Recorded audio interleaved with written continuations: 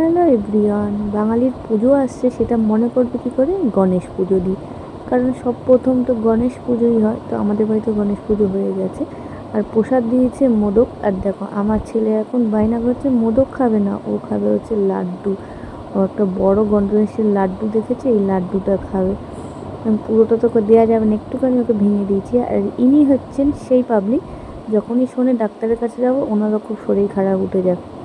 এখন উনি স্কুলে যাবেন না, তাই কান্নাকাটি করছে।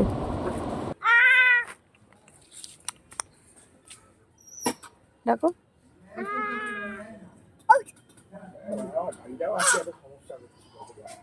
এনার তো প্রতি মাসে লেগেই থাকে, আজ এটা কাল ওটা, আজ কাশি কাল সর্দি, আজ এই ব্যথা ওই ব্যথা, এখন হচ্ছে অ্যালার্জি নিয়ে অনেক দিন ধরে ভুগছি। এই ডাক্তার ওই ডাক্তার করেই যাচ্ছি, ওষুধ খাওয়াচ্ছি, কোনো জায়গায় নিস্তার পাচ্ছি না। আর ওর সামনে একটা বাচ্চা মেয়ে বসেছে, তাকে দেখে ডাকাডাকি করছিল, আর ভিডিও করে দেখে এরকম শুরু করেছে বদমাশি। তো ডাক্তার দেখিয়ে বাড়ি চলে আসলাম। আজকে দুপুরবেলা ঠিক করলাম সব জামা কাপড় বাদ দেবো, কেন পুজো আসছে।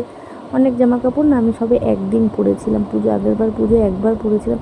তারপরে আমি প্রেগনেন্ট হয়ে মোটা হয়ে গেছি, আর আমার গায়ে হয় না। আর এই ইনারটা না আমার খুব পছন্দের, কারণ আমাকে একজন বানিয়ে দিয়েছিল।